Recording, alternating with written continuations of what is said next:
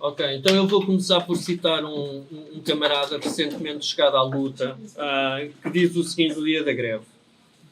Avisei o governo que estávamos no mau caminho, estávamos a criar um bar aberto para despedimentos, para a precariedade. Havia questões absolutamente, enfim, escandalosas. Dou um exemplo. A possibilidade de fazer despedimentos coletivos e depois recorrer ao outsourcing é hoje proibido por lei e o governo quer acabar com isso. Qualquer pessoa vê que isto é uma burrice. Mete nas pessoas o medo de serem despedidas sem qualquer custo e de qualquer maneira. Não estamos disponíveis para uma lei que seja um bar aberto para despedimentos, que seja um ataque aos pais e às mães, que seja um ataque aos direitos dos trabalhadores, em matéria de horários e de quem trabalha por turnos. Isto foi dito pelo André Ventura no dia 11 de dezembro. Toda a gente sabe que o André Ventura é um catavento, mas os cataventos têm uma função que é uma função importante, que é apontar para onde sopra o vento. E, de facto, se dúvidas houvesse sobre o impacto e o significado da greve geral, bastaria ouvir as palavras do André Ventura para perceber para onde soprou o vento. De facto, não estamos a falar do vento, estamos a falar de um vendaval. Aliás, é bom também já agora recordar que o Ventura, um mês antes da greve geral, caracterizou os sindicatos que convocaram a greve como sanguessugas. Portanto, passou os sindicatos e os grevistas são sanguessugas para o protesto é legítimo. E isto não é por acaso. De facto, o apoio à greve... Saiu uma sondagem no Diário de Notícias, um dia antes, 2 dias antes, onde indicava que o apoio às razões à greve era secundado por 62% dos inquiridos. Apenas 31% se opunham. 45% dos inquiridos nesta sondagem estavam do lado dos sindicatos, apenas metade, 21, 22%, já não me lembro bem se era 21, 22%, estavam do lado do governo. E isto é o elemento-chave que permite compreender as palavras do André Ventura. Já agora dizer só apenas mais um pormenor, que é o seguinte: 67% daqueles que tinham dito, que se tinham assumido como eleitores do Chega, apoiantes do André Ventura, apoiavam também a greve geral. E eu sei que muita gente desconfia das sondagens, mas quando estamos a falar de 30 pontos, não é? Quando estamos a dizer que o dobro dos inquiridos apoiavam os sindicatos e não o governo, não há forma disto cair na chamada margem de erro das sondagens. De facto, houve um apoio massivo a esta greve geral e ela foi um sucesso. É verdade que o governo... Há sempre divergências de números, não é? O governo tirou uma percentagem, sinceramente ridícula, de 0 a 10%. Os sindicatos falaram em 3 milhões. Nós, aqui no coletivo, não temos forma de apurar o número exato, mas, visivelmente, a greve foi um sucesso em vários setores da sociedade portuguesa. Na saúde, na educação, acho que estamos a falar de taxas perfeitamente em torno dos 90%. Os transportes praticamente ficaram todos paralisados, mas também vimos adesões à greve a 100% em indústrias importantes, em empresas importantes como a Auto Europa, a Tabaqueira, a Superboc. Eu repito, greves a 100%. Mas aqui precisamos também de dizer o seguinte, que é verdade que as greves têm um impacto menor no setor privado, as greves gerais, e isto resulta de dois motivos muito simples. Em primeiro lugar, há de facto infelizmente, há uma taxa relativamente residual de trabalhadores do privado que estão sindicalizados, e depois nós estamos a falar de uma realidade laboral em que 1 milhão de trabalhadores é precário. Nós estamos a falar de uma situação laboral em que neste momento temos qualquer coisa como 500.000 de trabalhadores imigrantes que continuam à espera da sua legalização. Portanto, isto são de facto condições, são obstáculos ao sucesso da greve, são obstáculos que na vida das pessoas se colocam para que estas possam aderir à greve. Mas aqui há duas coisas. Houve de facto, e há de facto, uma simpatia enorme pelo movimento da greve geral na sociedade portuguesa. E por outro lado, há uma coisa que temos que ter bem claro, que é o seguinte. A crise capitalista está continuamente a espremer os trabalhadores. E aqueles que se congratulam pelo facto de, ainda assim, muita gente ter ido trabalhar, vou dizer apenas que o seu festejo é de facto prematuro, porque mais cedo que tarde, mesmo estes setores absolutamente oprimidos, mesmo estes setores absolutamente precarizados, vão ser empurrados pela crise capitalista à ação. E essa ação será tanto mais violenta quanto mais oprimidos têm sido. Aqui, eu comecei no Ventura e vou continuar com ele pelo seguinte. No Coletivo Comunista Revolucionário, nós temos sempre considerado o Chega como um partido com uma base muito heterogénea. É verdade que existe um núcleo de fachos die-harders, não é? De saudosistas do Império e das colónias e do Salazar. É verdade que existe uma pequena burguesia desesperada, à beira da ruína, diria até, que apoia o Chega, mas também existem setores muito importantes da classe trabalhadora, politicamente inexperientes, sem dúvida, mas trabalhadores que têm utilizado o Chega como um canal para expressar o seu descontentamento e a sua raiva social. E isso foi visível, por exemplo, ainda nas últimas eleições autárquicas, onde o Chega consegue as suas votações mais expressivas, não nos bairros mais ricos, mas nos subúrbios de Lisboa, e expressa-se na sondagem do Diário de Notícias, e expressa-se sobretudo no facto do Ventura ter dado um spin completo às suas palavras. Que isto suceda é apenas reflexo, do nosso ponto de vista, Coletivo Comunista Revolucionário, do fracasso daquilo que foram as políticas reformistas dos líderes tradicionais da esquerda em Portugal. Eu vou, aliás, dar o exemplo desta atual campanha presidencial. Quer dizer, nós temos o candidato do PS, o slogan dele é o futuro seguro. Pronto. O candidato do LIVRE escreve um presidente presente. A Catarina Martins põe lá no cartaz contigo. E o António Filipe tem como lema com o povo, por Abril, por Portugal.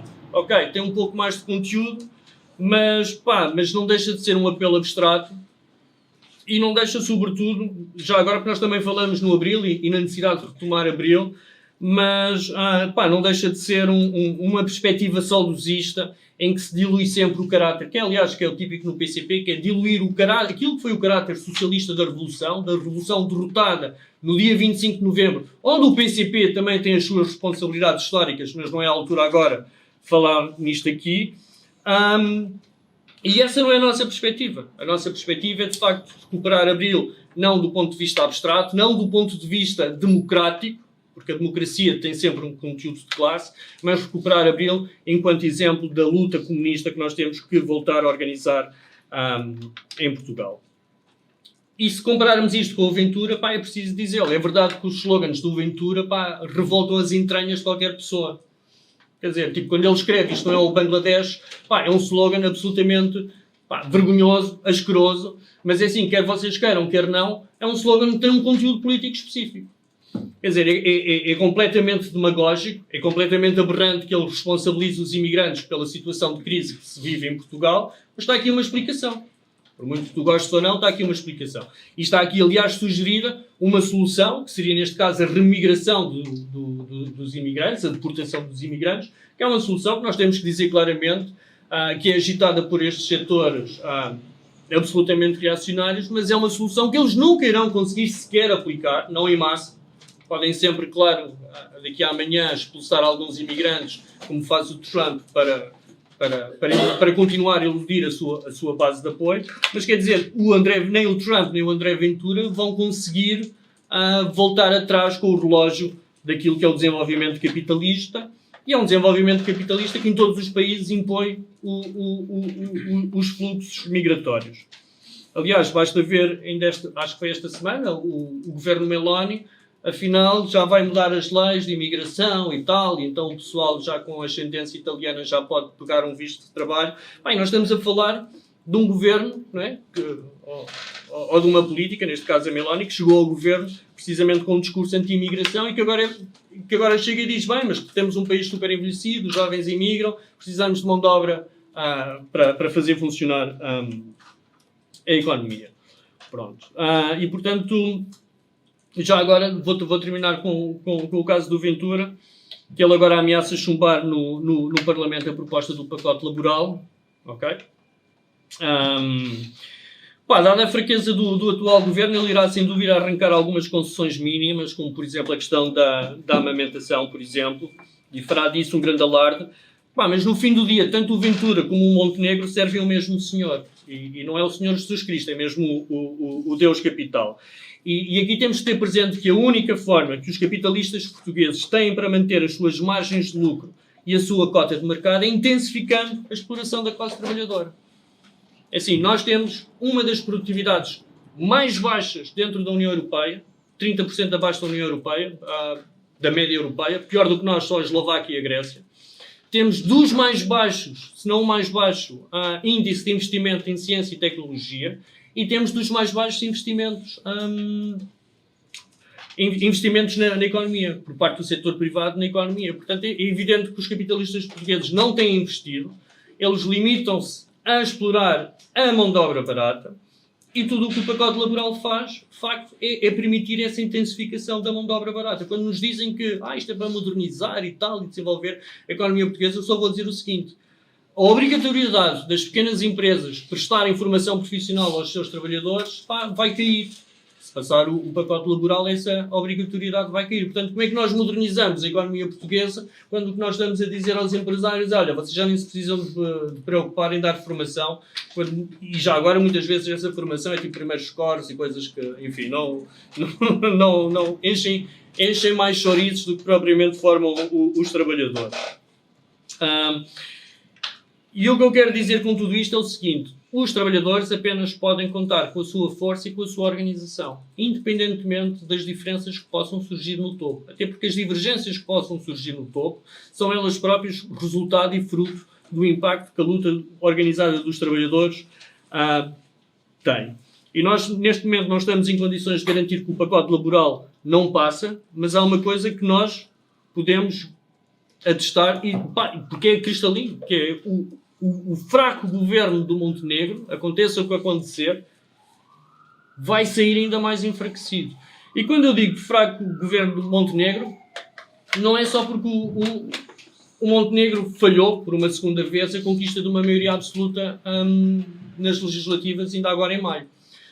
Não é porque a AD, apesar de ter ganho alguns municípios importantes, ou os mais importantes dos municípios, não é porque tenha falhado, como falhou, a conquista da maioria absoluta em todos eles. Quer dizer, o Moedas não conseguiu a maioria absoluta. No Porto, a AD não conseguiu a maioria absoluta. Não conseguiram a maioria absoluta em Sintra, em Cascais. Em lado nenhum, de facto, nestes grandes municípios que eles, enfim, alardearam em ar porque tinham conquistado. Mesmo coligando-se com a Aliança Democrática. E mesmo com o Estado comatoso do Partido Socialista. Aliás, eu quero dizer aqui uma coisa que é o seguinte, eu acho que temos que ter isto bem presentes. Se amanhã houvesse eleições, a AD ganhava. É provável que sim, porque não há uma alternativa à esquerda que possa derrotar este governo AD. Mas também quero dizer o seguinte, as próximas eleições não vão ocorrer amanhã, nem vão ocorrer na data em que o Montenegro quiser. Essas eleições vão ocorrer e vão ser necessariamente antecipadas fruto de duas coisas. Ou se calhar três. A luta dos trabalhadores, que está a ter o impacto que nós já estamos a ver que tem. 2, a mudança do ciclo económico. Eu acho que isso, é assim, todas as perspectivas do governo sobre taxas de crescimento económico, salários mínimos de 1.500 euros, quer dizer, tudo isso é mirífico. E no período mais próximo, até o crescimento económico que nós temos observado nos últimos tempos e a relativa taxa de alta empregabilidade que nós temos tido nos últimos tempos pode mudar. E eu tenho a certeza que vai ser alterado pela crise capitalista que se está a desenvolver. E finalmente o governo irá cair no dia em que o André Ventura, fruto disto e apoiado nestas condições, nestas situações, lhe puxar o tapete. Há uma frase que o Hegel costumava dizer, ele gostava muito desta frase, que é: o vazio aborrece a natureza. E nós temos também dito outra coisa, que é, há um setor da juventude que está a radicalizar. E eu acho que isso foi bastante visível na manifestação em Lisboa na última quinta-feira. É talvez ainda um setor relativamente pequeno, mas é um setor que está a crescer. Acho que, pá, para mim, o elemento mais incrível do dia 11, para além da dimensão da greve e da simpatia que a greve teve, okay, foi de facto a participação massiva de jovens na manifestação. Estamos a falar de milhares de jovens. Eu diria que mais de 90% deles não tinha qualquer tipo de filiação sindical ou partidária. Para muitos seria até o seu batismo, seria a sua primeira manifestação. Mas em todos eles o que estava presente era um profundo ódio ao governo, um profundo ódio ao partido, aos patrões, e isso foi visível tanto nos cartazes que empunhavam como nos slogans que cantavam. E de facto esta erupção inorgânica da juventude assustou de tal forma a CGTP que quando nós chegamos, o grosso da manifestação chega a São Bento, a CGTP já tinha desaparecido. Eu gosto de dizer que há 10 anos atrás, quando tínhamos aquelas grandes manifestações da Troika, toda a gente sabia mais ou menos a rotina, que era, chegávamos a São Bento, estava lá a carrinha de som da CGTP, eles faziam uns discursos um bocado aborrecidos, a gente escutava os discursos, eles iam-se embora, e aí começava a verdadeira manifestação. Desta vez nem sequer tivemos direito ao carro de som, portanto aquilo foi mesmo a despachar e vamos daqui para fora, porque de facto eles sentiram que não controlavam a manifestação e desistiram de controlá-la sequer, quer dizer, ninguém viu os famosos coletes amarelos onde estavam, ninguém os viu. Eu participei numa manifestação durante horas, eu não vi um único cartaz da CGTP, não vi um único líder da CGTP. E de facto, o que eu quero dizer é que foi um elemento muito importante e eu acho que isto é uma centelha do que ainda está por vir, efetivamente. O governo pode embandeirar em arco com distinções como a The Economist, que diz que o Montenegro pode dizer que estamos no topo do mundo. Eu depois abro o jornal 2 dias depois, e foi literalmente 2 dias depois, e o que eu vi no jornal foi que metade dos pensionistas sobrevivem em Portugal com menos 462 euros. Esta é que é a realidade do país. A realidade do país é teres metade do pessoal a viver com salários com menos de 1000 euros. Esta é a realidade do país. Quer dizer, a realidade do país é nós observarmos a destruição do Serviço Nacional de Saúde a decorrer a bom ritmo. Quer dizer, a bom ritmo para quem o quer destruir. Aquilo que continuamos a ver é milhares de alunos que ainda hoje continuam sem professores a todas as disciplinas. Aquilo que continuamos a ver é o agravamento da crise da habitação. Quer dizer, neste momento nós temos um governo que vai tributar menos um senhorio parasita do que alguém que acorda às 6 da manhã para ir trabalhar. Não é? Quando eles nos dizem que não sei o que é motivação, que é preciso motivar os trabalhadores, que o capitalismo é um sistema que motiva o trabalho, a inovação, está aqui a motivação. Olha, se alugares um apartamento, pagas 10% de IRS. Se tiveres um salário de 1500, já estás aí a pagar 15% de IRS. Pronto, vou tirar assim uns números. Os 10% é mesmo certo. As taxas de IRS não estão bem presentes, mas aquilo que eu quero dizer é incrível. É um sinal, eles gostam muito de falar, dar sinais à economia. Está aqui o sinal. O sinal é, se fores um parasita, que te limitas a comprar umas casas, a pedir uns empréstimos e pagar os empréstimos com aquilo que consegues sugar aos teus senhorios e andares a fazer isto para trás e para a frente, ou se recebeste a casa da avó e não te apetece trabalhar, não tens problemas. Vais pagar uma taxa de IRS muito baixa. Está aqui. Temos um governo, de facto, que trabalha para esta classe. E vou dizer só o seguinte, todas as causas subjacentes à queda do governo Costa continuam. É a crise dos salários, a crise dos serviços públicos e a crise da habitação. E se estas causas determinaram a queda do governo do António Costa, então estas causas que permanecem também vão determinar mais cedo ou mais tarde a queda do governo Montenegro. E